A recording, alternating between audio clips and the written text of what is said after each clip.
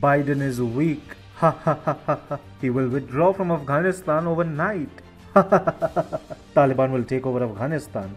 Ha ha ha ha. My Pakistani poodles will wax eloquently about me. Ha ha ha ha. I will get Wang to host them in Beijing. Ha ha ha ha ha. Then Taliban will be our poodle too. Ha ha ha ha ha. Then we will throw some money to keep the ETIM at bay. Ha ha ha ha ha. And while these idiots are busy containing the ETIM, I will get my miners in. Ha ha ha ha. Then we will loot the vast mineral resources of Afghanistan. Ha ha. No more chip shortage. Ha ha ha ha. I will bully more countries. Ha ha ha ha ha. This seemed to be Xi Jinping's plan. But that's the thing about plans. They don't always work. Hi and welcome. This is TFI Global, the foreign affairs and geopolitical analysis arm of the TFI Media Group, and I am your host, Sanbir Ranhotra. In this video, I will tell you how the Taliban has drilled a massive hole in Xi Jinping's plan of plundering Afghanistan's massive mineral wealth. Let's begin. The Taliban seems to be playing mind games with China. There is no doubt about the fact that China has come to exercise tremendous influence over the Islamist terror organization. However, the Taliban is also trying to not solely rely on China for survival.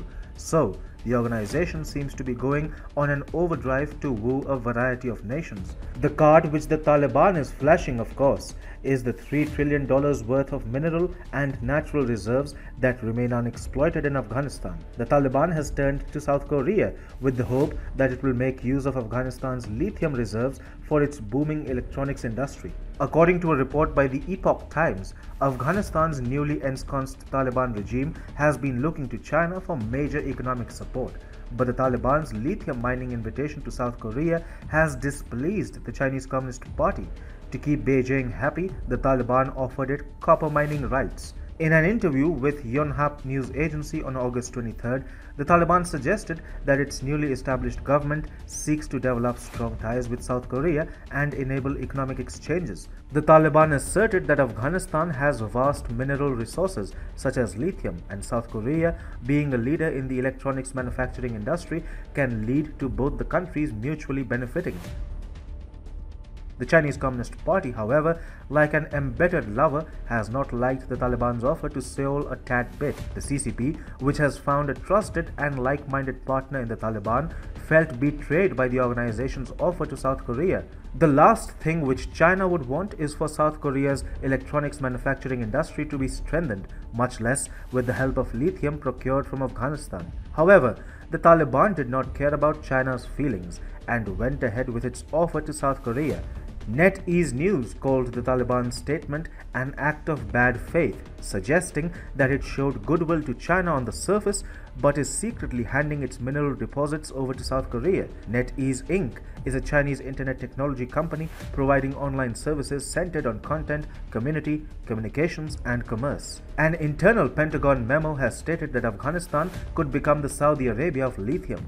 Lithium, which is considered as white petroleum, is a crucial metal that is used in the manufacture of lithium-ion batteries, which form the core of next-gen electrical vehicles. Lithium is also crucial in technological equipment like mobile phones and laptops. An even more encouraging study was conducted in the year 2017 by the Afghan Ministry of Mines and Petroleum. It pegged Afghanistan's mineral wealth at $3 trillion. China will soon end up bankrolling Afghanistan.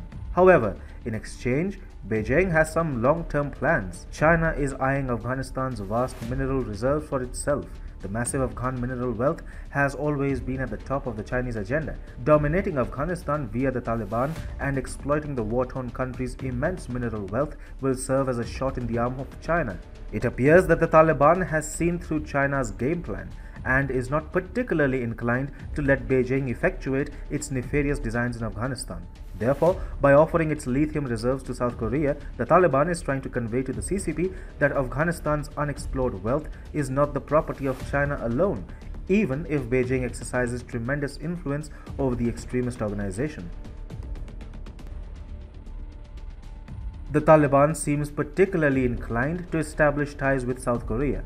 Last month, Abdul Kahar Balkhi, A member of the Taliban's Cultural Commission said his organization wants South Korea to recognize it as a legitimate government of Afghanistan and hopes to strengthen economic cooperation and other exchanges between the two countries. The Taliban added, Afghanistan is replete with untapped mineral resources.